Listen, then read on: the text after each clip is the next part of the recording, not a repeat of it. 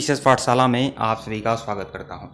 उत्तर प्रदेश मुख्य सेविका की टेस्ट सीरीज चल रही थी। देखिए मित्रों, मैं यूथ कंपटीशन मुख्य सेविका का प्रैक्टिस सेट भी चला रहा था और लगभग 12 प्रैक्टिस सेट आपको मिल चुका है। 25 क्वेश्चन का 3 फुल प्रैक्टिस सेट मिल चुका है 100 क्वेश्चन का यूथ कंपटीशन का।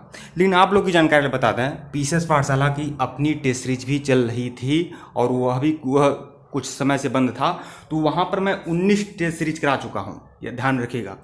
प्लेलिस्ट में जाइएगा, यूपी मुख्य सेविका प्रैक्टिस सेट के नाम से प्लेलिस्ट बनी हुई है। पीसीएस पाठशाला की वो अपनी प्लेलिस्ट है, प्रैक्टिस सेट है, जिसमें कुल 19 प्रैक्टिस सेट करा चुका हूँ। यह 20वां प्रैक्टिस सेट है। और एक बात और आप लोग को बता दें, जितने भी लोग देख पा रहे हैं, सुन पा रहे हैं, इस प्रैक्टिस सेट को या फिर इसके बाद जो भी प्रैक्टिस सेट मिलेगी पीसीएस पाठशाला की, उसे हल्के में लेने की भूल मत करिएगा। पूरा सारगर्भित व्याख्या के माध्यम से बहुत ही बढ़िया ज़बरदस्त पीसीएस पाठशाला आपको टेस्ट सीरीज देगा। यह याद आप लोग रखिएगा। हाँ, अलग बात है, थोड़ा बहुत अभी पेपर थोड़ी हो रहा है, अभी आपका परीक्षा दिसंबर या दिसंबर के बाद तक जा सकता है, तो थोड़ा 2-3 दिन थोड़ा सा गैप रहा, वह उसके लिए क्षमा करिएगा। तो आप लोग जाकर देख सकते हैं, मटेरियल की कमी नहीं है। थ्योरी क्लास का भी मैं वीडियो दिया हूँ, उसकी भी प्लेलिस्ट में है, जाकर देख सकते हैं। पीसीएस पाठशाला की जो अपनी टेस्ट सीरीज है उसकी भी प्लेलिस्ट बनी हुई है, आप उसको भी जाकर देख सकते हैं। और यूथ कंपटीशन टाइम्स को भी लगातार मैं कंप्लीट करा रहा हूँ, उसकी भी प्लेलिस्ट बनी हुई है, उसको भी जाकर देख सकते हैं। फुल प्रैक्टिस सेट की भी प्लेलिस्ट बनी हुई है, 3 प्रैक्टिस सेट दिया हूँ, उसको भी प्लेलिस्ट बनी हुई है, उसको भी जाकर देख सकते हैं। तो बहुत सारा मटेरियल दिया जा रहा है। फेसबुक जरूर ज्वाइन कर लीजिएगा, फेसबुक ग्रुप का लिंक डिस्क्रिप्शन में है। टेलीग्राम ज्वाइन कर लीजिएगा, वहाँ पर MCQ मिलते रहते हैं। उसकी गारंटी नहीं कि आपको हमेशा मिलता रहता है, 1 या 2 या 3 मैं मटेरियल भी देता हूँ और आपको MCQ भी देता हूँ और ज़रूरी इन्फॉर्मेशन भी देता हूँ। इसलिए आप टेलीग्राम बिल्कुल ज्वाइन कर लीजिएगा, लिंक डिस्क्रिप्शन में है। फेसबुक ग्रुप को भी ज्वाइन करिएगा। आइए शुरुआत करते हैं। यह टेस्ट सीरीज संख्या 20 है। बहुत ही रामबाण प्रश्न है आप लोगों के सामने। तो देखिए, सारे प्रश्न जो हैं आयोग की तर्ज पे हैं और पाठ्यक्रम के आधार पे हैं। तो आइए शुरुआत करते हैं। यह प्रश्न मैं टेलीग्राम पर भी आप लोगों को कराया हुआ था। निम्नलिखित में से किस अधिनियम के अंतर्गत आरोपी के विरोध में, देखिए यह महिला एवं बच्चों से संबंधित मुद्दा है, ध्यान रखिएगा। निम्नलिखित में से किस अधिनियम के अंतर्गत आरोपी के विरोध में शिकायत की कार्रवाई पुलिस स्टेशन, जिला न्यायालय, उप निदेशक और महिला एवं बाल विकास से कर सकते हैं? तो किस मुद्दे में आप यह कार्रवाई कर सकते हैं? तो देख लीजिए। तो देखिए यहाँ पर देखिए, सती अधिनियम, घरेलू हिंसा में महिलाओं का संरक्षण अधिनियम, स्त्री अशिष्ट रूपण प्रतिरोध अधिनियम या दहेज निषेध अधिनियम। तो कब आप शिकायत कर सकते हैं? तो स्त्री अशिष्ट रूपण प्रतिरोध अधिनियम, इसी के तहत आप लोग शिकायत पुलिस स्टेशन, जिला न्यायालय या महिला विकास से कर सकते हैं। इसका बहुत ही बढ़िया व्याख्या आप लोग के सामने देखिए। स्त्री अशिष्ट रूपण प्रतिरोध अधिनियम के अंतर्गत आरोपी के विरोध में शिकायत की कार्रवाई पुलिस स्टेशन, जिला न्यायालय, उप निदेशक, महिला एवं बाल विकास से कर सकते हैं। यह PDF आपको टेलीग्राम पे दे दूंगा, चिंता मत करिएगा। स्त्री अशिष्ट रूपण प्रतिरोध अधिनियम के अंतर्गत आरोपी के विरोध में शिकायत की कार्रवाई पुलिस स्टेशन, जिला न्यायालय, उप निदेशक या महिला बाल विकास से कर सकते हैं। हाँ, और स्त्री अशिष्ट रूपण प्रतिरोध अधिनियम 1986 क्या है? यह सबसे पहले तो यह जो अधिनियम आया था 1986 में आया था। यह एक ऐसा अधिनियम है जो विज्ञापनों या प्रकाशनों, लेखन, चित्रों, आंकड़ों या किसी अन्य तरीके से, देखिए इन विज्ञापन के माध्यम से, लेखन के माध्यम से तो भी तो अश्लीलता फैलाई जाती है। शोषण तो विज्ञापन, लेखन और चित्रों के माध्यम से भी तो हो सकता है। अगर कोई व्हाट्सएप के जरिए किसी से या फेसबुक के जरिए कोई किसी को ब्लैकमेल कर रहा है किसी भी तरह से, तो वह भी शोषण का ही रूप है। तो इसी को ही स्त्री अशिष्ट रूपण प्रतिरोध अधिनियम 1986 नाम दिया गया। तो देखिए, यदि यह एक ऐसा अधिनियम है जो विज्ञापनों, प्रकाशकों, लेखकों, चित्रों, आंकड़ों या किसी अन्य तरीके से उसके साथ जुड़े मामलों या आकस्मिक उपचार के लिए महिलाओं के साथ अश्लील प्रतिनिधित्व को प्रतिबिंबित करने का संदर्भित करता है। कोई भी व्यक्ति किसी भी विज्ञापन में जिसमें किसी भी रूप में महिलाओं के अभद्र प्रतिनिधित्व किया जाता है, देखिए आजकल तो चलन हो चुका है, यह बस अधिनियम बस नाम मात्र रह गया है। आप जान रहे हैं कि अगर कोई बहुत सारी विज्ञापनें हो रही हैं जो अश्लीलता भरी हुई है, लेकिन यह इस तरह के अधिनियम, इस तरह के नियम भी हैं इस समाज में, अनैतिकता को रोका जाए, लेकिन हाँ उसका पालन जल्दी हो नहीं पाता है। तो देखिए, कोई भी व्यक्ति किसी भी विज्ञापन में जिसमें किसी भी रूप में महिलाओं के अभद्र प्रतिनिधित्व किया जाता है को प्रकाशित या प्रकाशित करने का प्रयास या किसी भी प्रकाशन या प्रदर्शन में भाग लेने या व्यवस्थित करने का कार्य नहीं करेगा। तो यह अधिनियम यही कहता है। इस अधिनियम में अभियुक्त के खिलाफ शिकायत को पुलिस स्टेशन, जिला न्यायालय, उप निदेशक, महिला एवं बाल विकास द्वारा संसाधित किया जाता है। और भी इंफॉर्मेशन है। सती प्रथा अधिनियम आया था विकल्प में, तो उससे संबंधित भी देख लीजिएगा। सती अधिनियम 1987 में पारित किया गया था। देखिए बहुत पहले तो राजा राम मोहन राय के प्रयास से लॉर्ड विलियम बेंटिक ने सती प्रथा पर रोक लगाई थी अधिनियम बनाकर, लेकिन आज़ाद भारत में भी कुछ ऐसी छिटपुट घटनाएं हो रही थी, इसीलिए सती रोकथाम अधिनियम 1987 लाया गया था। यह एक ऐसा अधिनियम है जो सती होने और उसके महिमा मंडन के अधीन अधिक प्रभावी रोकथाम और उससे जुड़े मामलों या आकस्मिक उपचार के लिए उपचार प्रदान करता है। घरेलू तो यह सती रोकथाम अधिनियम 1987 आमतौर पर यह राजस्थान में इस तरह की घटनाएं हुई थी, इसलिए वहाँ यह लाया गया था। देखिए घरेलू हिंसा अधिनियम 2005 क्या है। घरेलू हिंसा अधिनियम 2005 में महिलाओं का संरक्षण की बात की गई है। महिलाओं को घरेलू हिंसा से बचाने के लिए सन भी जरूर याद रखिएगा, महिलाओं को घरेलू हिंसा से बचाने के लिए उसे लागू किया गया था। दहेज निषेध अधिनियम 1961 में आया था। अधिनियम का उद्देश्य दहेज लेने से रोकना है, देने या लेने से रोकना है। तो देखिए कितना बढ़िया एक ही प्रश्न है और इतनी सारी व्याख्या में इतने सारे टॉपिक आपके कंप्लीट हो रहे हैं। प्रश्न 2 देखिएगा, मानव तस्करी बिल किस वर्ष में अधिनियमित किया गया? मानव तस्करी बिल किस, हो सकता है कि मैं कुछ ही कमी 5 या 6 प्रश्न कराऊं, लेकिन आप 5 या 6 प्रश्न या प्रश्न की संख्या कम है या ज़्यादा है ये मत देखिए, गुणवत्ता देखिए, आप समय देखिए कि आपको एक प्रश्न में कितने सारे फैक्ट आपके क्लियर हो रहे हैं व्याख्या में, यह सबसे बड़ा इंपॉर्टेंट रहता है। मानव तस्करी बिल किस वर्ष में अधिनियमित किया गया? अब देखिए मानव तस्करी जो बिल है, आप जानते हैं बहुत से छोटे बच्चे होते हैं, महिलाओं की तस्करी करते हैं, तस्करी कर देते हैं। तो यह जो व्यापार होता है महिलाओं का, बच्चों का, इसके लिए भी एक बिल लाया गया था। मानव तस्करी बिल किस वर्ष में अधिनियमित किया गया था? 2018, 1, 2008, 2000, 1980। तो यह 2018 में अधिनियमित किया गया था मानव तस्करी बिल। तो विकल्प ए जो है आपका सही है, 2018। इसके व्याख्या देख लीजिएगा, मानव तस्करी बिल 2018 में अधिनियमित किया गया था।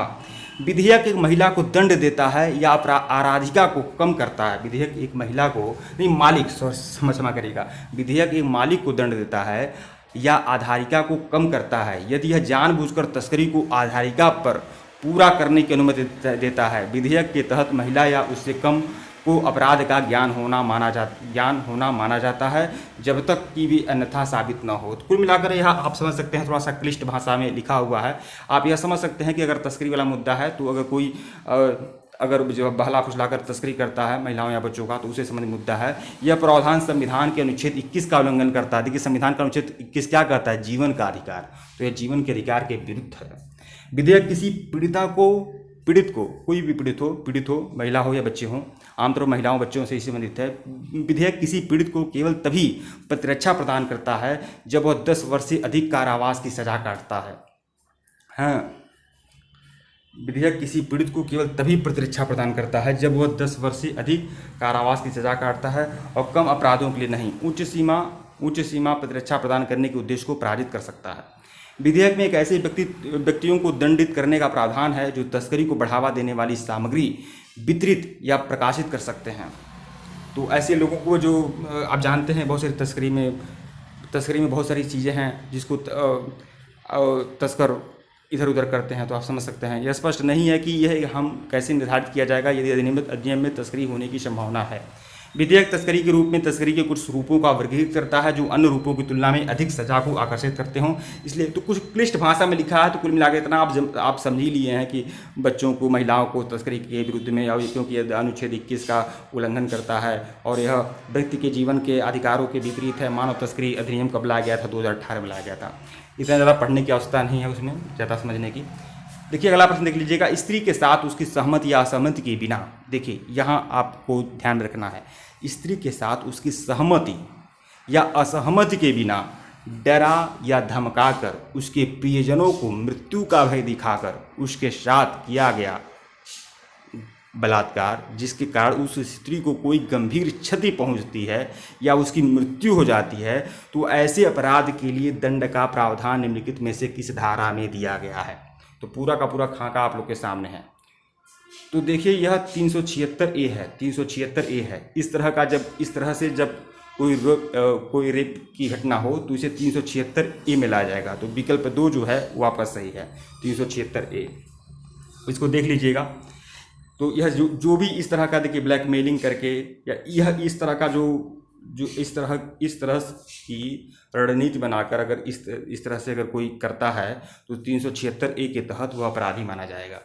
हाँ, 376 एक क्या है, भारतीय दंड संहिता की धारा है। इसमें कहा गया है कि कोई भी उपधारा 1 या उपधारा 2 या धारा 376 के तहत अपराध करता है और इस तरह के कमीशन में चोट का कारण बनता है, जो महिला को मृत्यु का कारण बनता है या सदैव शिथिल अवस्था का कारण बनता है, तो हम ऐसे शब्द के लिए सश्रम कारावास से दंडित किया जाएगा। मतलब ऐसे अपराध के लिए सश्रम कारावास से दंडित किया जाएगा। 20 वर्ष से कम, जो 20 वर्ष से कम नहीं होगा, कम से कम इस तरह के अपराधों के लिए 20 वर्ष का सश्रम कारावास है। फांसी भी है, लेकिन कम से कम इतना तो होना ही चाहिए, 20 वर्ष का सश्रम कारावास, मतलब श्रम करते हुए 20 वर्ष की सजा काटेगा जो भी अपराधी होगा। जो आजीवन कारावास तक हो सकता है या फिर आजीवन कारावास होता है, कम से कम यहाँ पर बात की गई है 20 वर्ष, ऐसी बात नहीं, ये पर्याप्त है। आजीवन कारावास तक हो सकता है, जिसका अर्थ उस व्यक्ति के प्राकृतिक जीवन के शेष के लिए कारावास या मृत्यु के साथ होगा। और भी कुछ एडिशनल इन्फॉर्मेशन है। भारतीय दंड संहिता की धारा 375 क्या कहता है? 376 लोग, बहुत सारे लोग जानते हैं 375 क्या है। 375 भारतीय दंड संहिता की धारा 375 जो है बलात्कार को परिभाषित करता है। इसकी इच्छा, अब देखिए बलात्कार की जो परिभाषा है वो 375 में है और बलात्कार की पर जो प्रावधान है, दंड का प्रावधान 376 में है।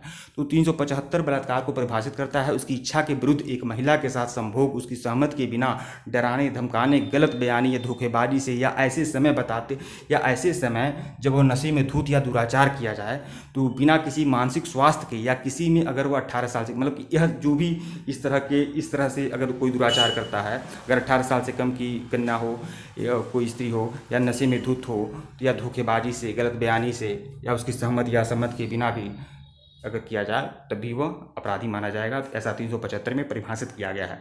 भारतीय दंड संहिता की धारा 376 देखिए 376 एक तो आपको बताया हुआ था, 376 बी क्या है वह भी आप लोग देख लें। भारतीय दंड संहिता की धारा 376 बी में सजा के बारे में कहा गया है कि जो कोई भी अपनी पत्नी के साथ, देखिए 376 ए जो है वह बाकी लोगों का है, हम मतलब अन्य पुरुष अन्य महिला के मध्य अगर कुछ इस तरह की घटनाएं होती हैं, दुराचार होता है, हाँ, तो 376 ये है। लेकिन 376 भी पति पत्नी, जो पति पत्नी है उन्हीं के बीच में 376 भी है, और उन पति पत्नियों के बीच में है जिनका डिवोर्स हो चुका है, मतलब तलाक हो चुका है। ऐसे पति पत्नी जिनका आपस में तलाक हो चुका है, लेकिन तलाक के बावजूद भी अगर वह पुरुष उस पत्नी के साथ दुराचार करता है तो 376 बी में इसका प्रावधान है। तो देखिए 376 बी में सजा के बारे में कहा गया है कि कोई भी अपनी पत्नी के साथ संभोग करता है जो अलग रह रहा है, चाहे वह अलगाव के फरमान के तहत या अन्यथा उसकी सहमति के बिना, देखिए अगर उसकी सहमति के बिना भी करता है तभी 376 भी हो जाएगा, और अगर वह तलाक के बाद भी अगर कर रहा है तभी 376 बी के तहत ही अपराधी माना जाएगा। ऐसे व्यक्ति को किसी भी शब्द के लिए या वो विवरण के कारावास से दंडित किया जाएगा जो 2 वर्ष से कम नहीं होगा, और ऐसे अपराध के लिए सजा का प्रावधान थोड़ा कम है, 2 साल है, लेकिन जो 7 साल तक 2 साल कम से कम 2 साल है और अधिक से अधिक 7 साल तक हो सकता है। जुर्माना के लिए भी वह उत्तरदायी होगा।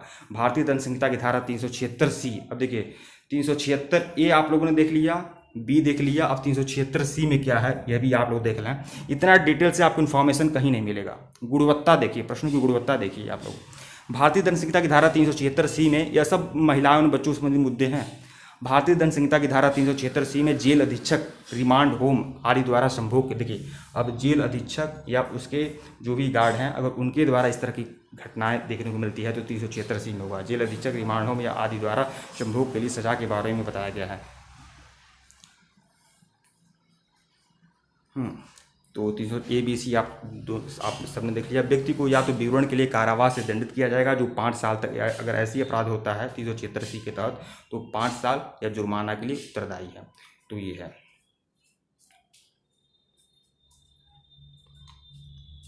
अगला प्रश्न देख लीजिएगा, अब यह लास्ट है।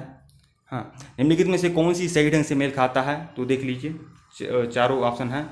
हाँ, तो यह देखिए आप लोग देख ही रहे हैं, आप लोग ABC तीनों बता चुका हूँ, 376 सी की भी बताया हूँ, यह आपका मेल नहीं खा रहा है। 376 भी बोल रहा हूँ, पति द्वारा अपनी पत्नी के साथ पृथककरण के दौरान मैथुन, तो यह भी आपका सही नहीं है।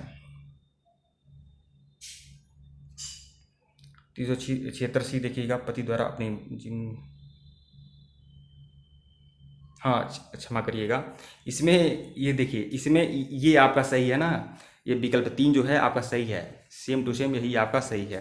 बाकी A1, 2 और 4 जो है गलत है। यही जो पति द्वारा अपनी पत्नी के साथ पृथक द्वारा मैथुन यही आपका सही है। और सी जो था वो तो जेल वार्डर आदि के द्वारा था। 376 मतलब अन्य पुरुष अन्य महिला के बीच में था, तो यही आपका सही है। हाँ, बाकी सब सही नहीं है। इसकी व्याख्या देख लीजिएगा। 376B पति द्वारा अपनी पत्नी के साथ पृथक्करण के दौरान मैथुन। धारा 376B ऐसे पति के लिए सजा का उल्लेख करता है जो अलगाव के दौरान अपनी पत्नी के साथ मैथुन करता है। की पॉइंट देख लीजिएगा। भारतीय दंड संहिता की धारा 376B में सजा के बारे में कहा गया है कि जो कोई भी अपनी पत्नी के साथ संभोग करता है जो अलग रह रहा है, चाहे वह अलगाव के फरमान के तहत या अन्यथा उसकी सहमति के बिना, ऐसे व्यक्ति को किसी भी शब्द के लिए या वो विवरण के कारावास से दंडित किया जाएगा जो 2 वर्ष से कम नहीं होगा। बताया भी हूँ, लेकिन जो 7 साल तक बढ़ाया जा सकता है।